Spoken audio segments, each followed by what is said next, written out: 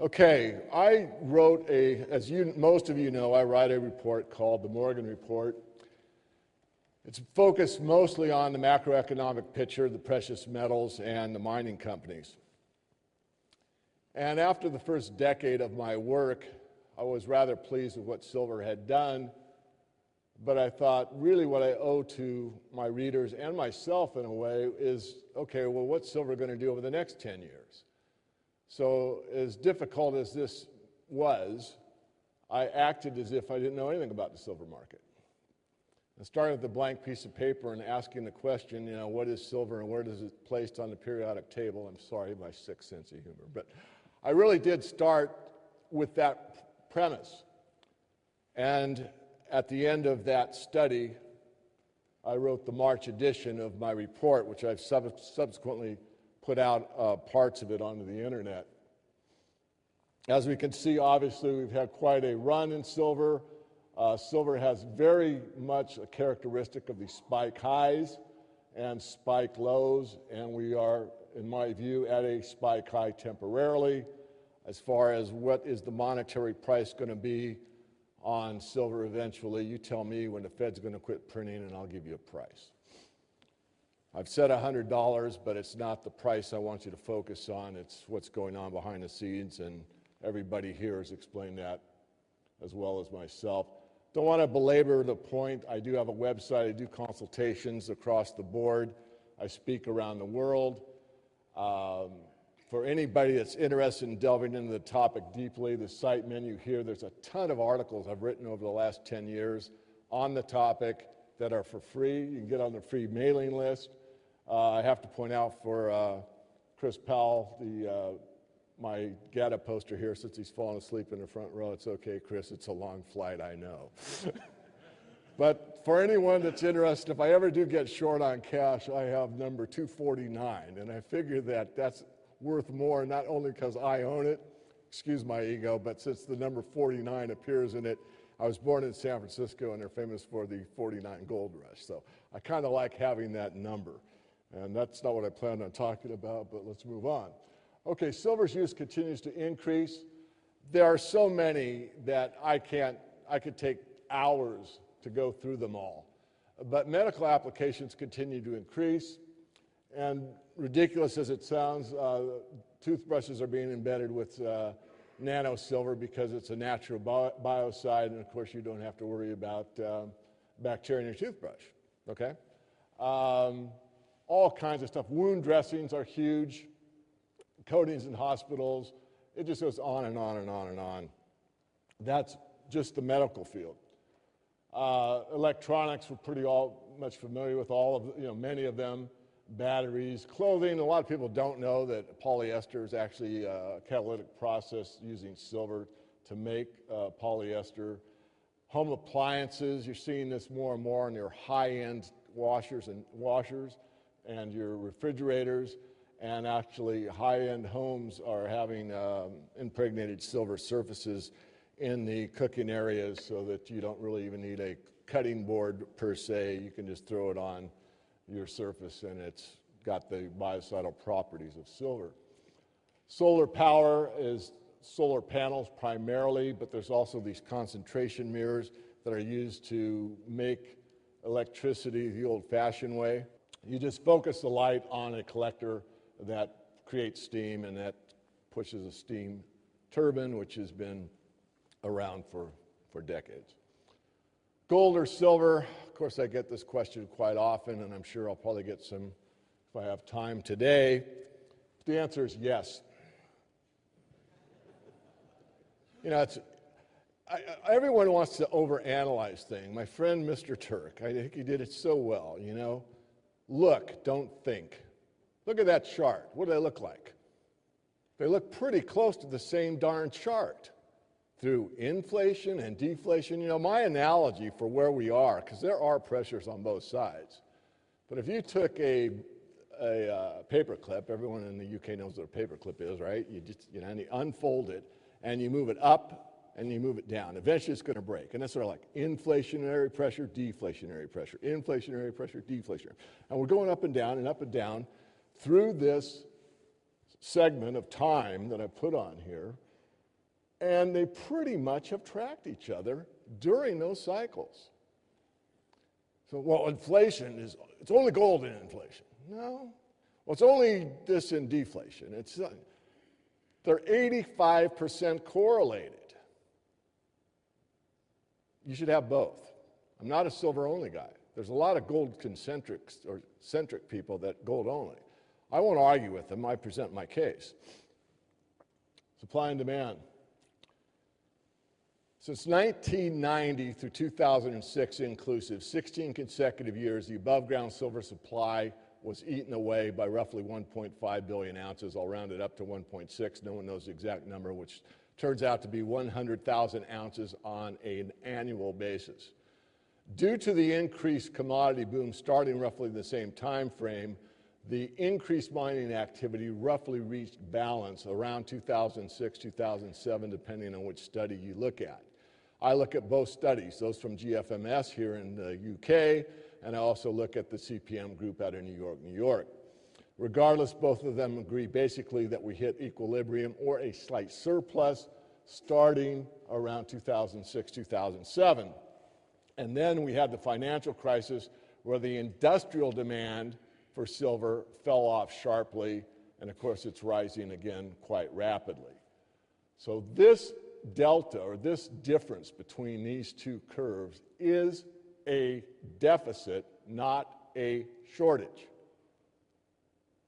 And the way supply and demand meet, and they must meet, supply equals demand always and everywhere, is that the above-ground stockpile, again, was eaten down by about 1.5 billion ounces. So I often get the question, what do you think the price of silver will be this time around at the top?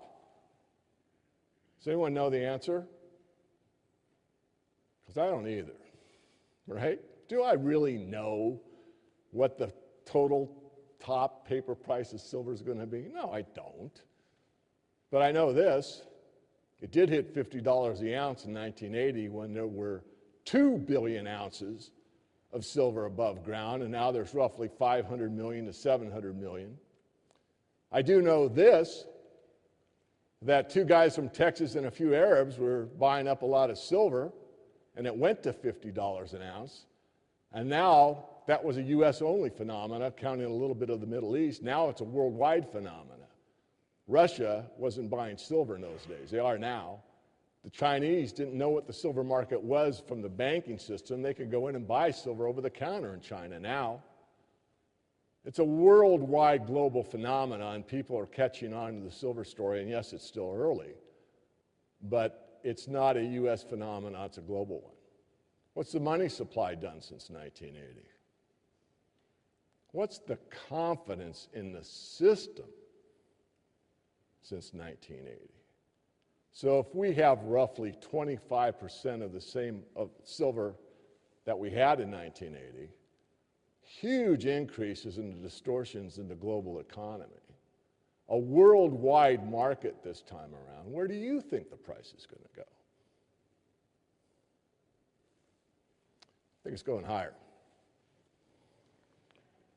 Silver mining, okay? Now, when I did this study, I used some work, and I give credit almost always for anyone's work that I use. I just feel that's the only ethical thing to do. You hear some silver commentators / analysts, and they are, well, I said it. Well, I say a lot of things too. They're not always factual, but if they aren't, I try to let you know it's my opinion.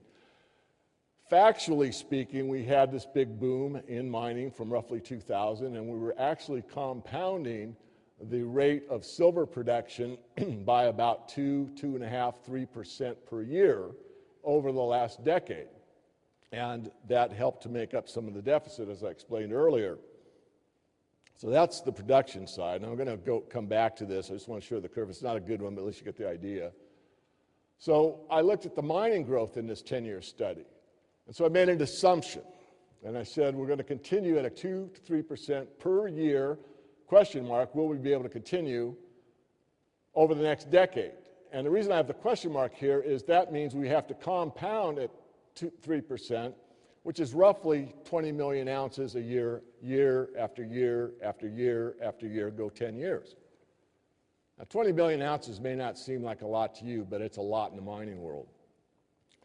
Pascalama is Barrick's big producer, is going to produce roughly 20 million ounces a year. It took a long time to get that mine into full production.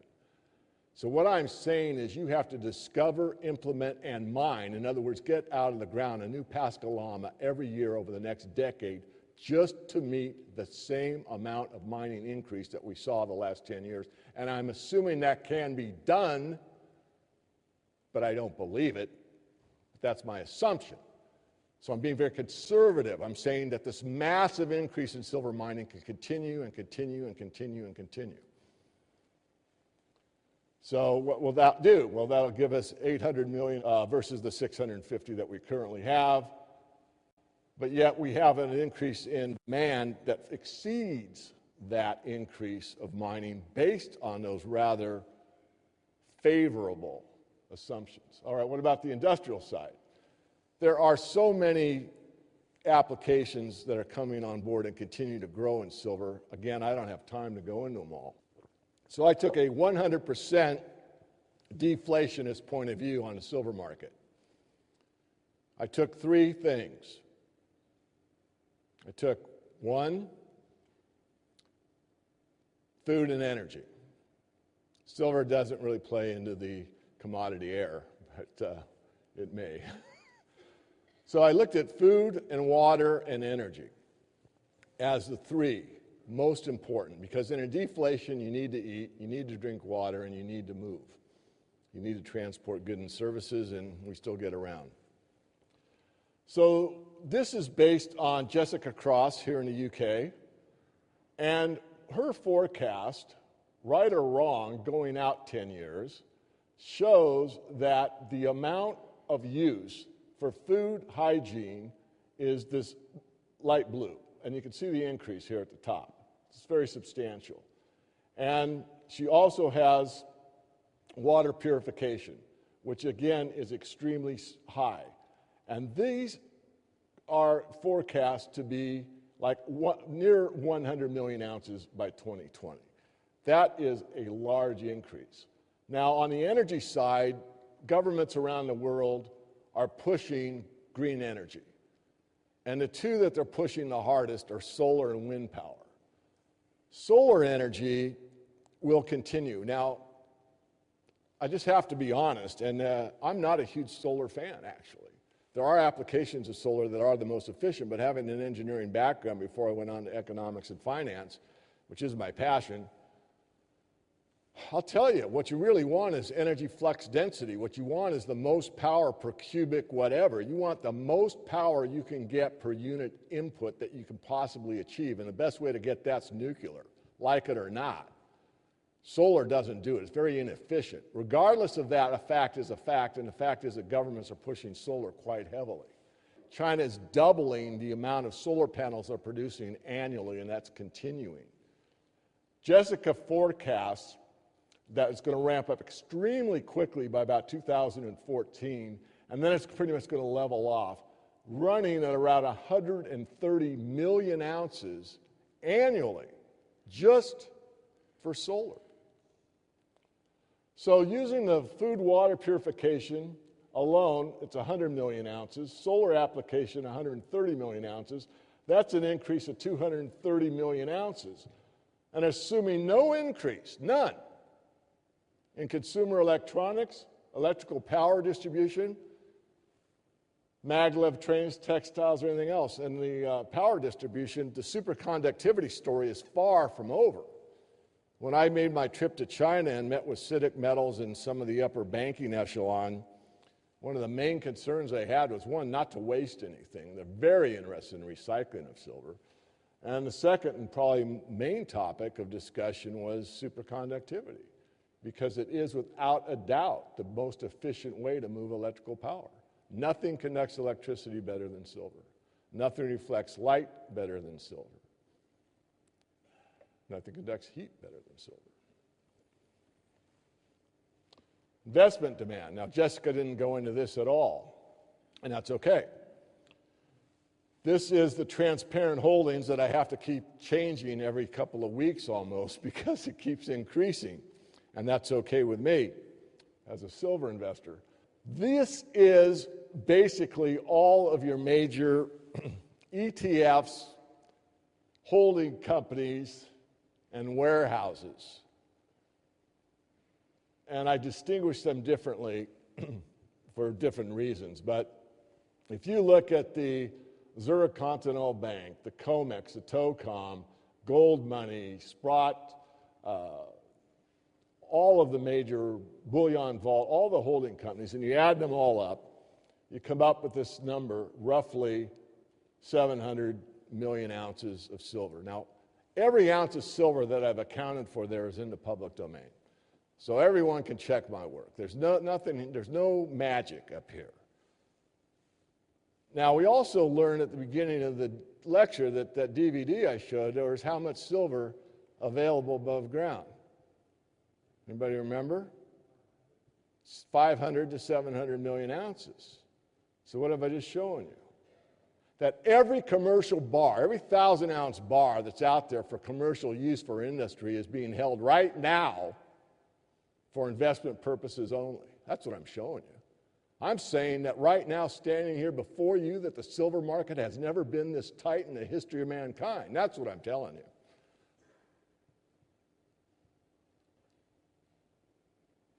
So all that commercial silver, it's being held. It's being held as investment. So where's the industrial silver coming from? So recyclers better get busy, I'm telling you. Okay, here's the depositories. Again, this is just to back up what I just said. It's 726 million ounces. You can go through them here. And this is going back just a couple of months. And it's at 680. Now, what's interesting here is if you look at the SLV, what you find is that they were at 328, and they're at 340 here, okay? So 12 million ounces. And if you go back a few months before that, the delta, the change was around 30 million ounces. And what I want to point out here, for those that aren't silver bugs, is that I was asked to come talk to Sprott Asset Management during the implementation of their physical silver trust.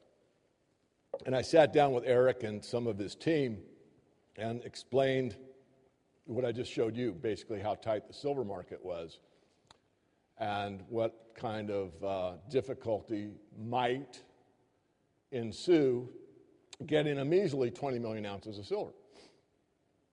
And in fact, I don't mind sharing with you, I told him that I felt that if he put $1 billion into the silver market and demanded delivery of 30 days, maybe 60, giving them the benefit of the doubt, that would probably cause a fair increase in the price of metal. I was that confident that the silver supply was as tight as I've just illustrated.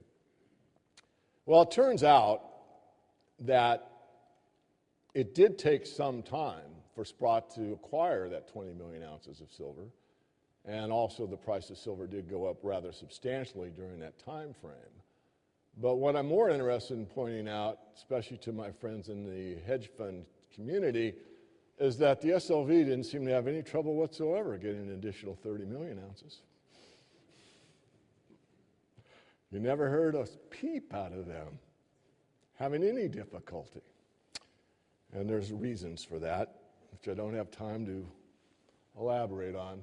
So the investment demand from 2006, now I want to be very clear here that really the investment demand for silver didn't start to accelerate until the advent of the SLV. So I don't want to be bad-mouthing it on one hand and being favorable to it on the other. Overall, generally, I'm favorable to the SLV, and the reason being is that it brings awareness to silver as an investment.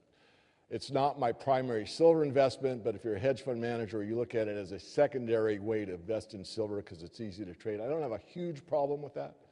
My problem is if you consider it to be your primary silver investment, it is not. I'll go on record saying that.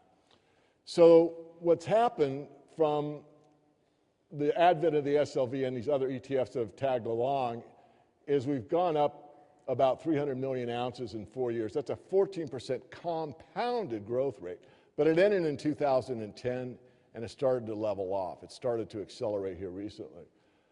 It's not growing, as I said, in 2010 at that rate, but if we just assume conservatively 100 million ounces being investment demand per year over the next decade, that's extremely conservative. I mean, it is so conservative. The bottom line is, even with that assumption, the bottom line is a mining increase of 20 to 30 million ounces, I explained earlier, per year. The investment demand is 3 times greater. So what I'm really saying is simply this. Without any investment demand, zero, just industrial demand alone, the increase in mining that I explained, you can't keep up with it. Something's got to give. If you add on a conservative amount of investment demand on top of the industrial demand, something's really got to give, because those two factors, supply can't keep up with it. And remember, I assume that supply would compound at a rate that I think it cannot do. So you want to know the punchline, right? The bottom line is, I'm more bullish on silver the next decade than I was in the previous decade. That's the bottom line. I don't think that silver's really got a ways to go over the next decade. It's more favorable dynamics than gold. And I always get joked, a few jokes pushed at me about it being the poor man's gold and all that.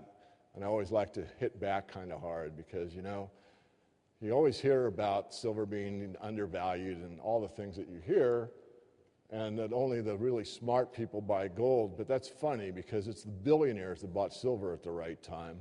Mr. Buffett, his friend Mr. Gates, George Soros, and a few of my friends here in Europe bought silver along with the billionaires at the right time, by the way.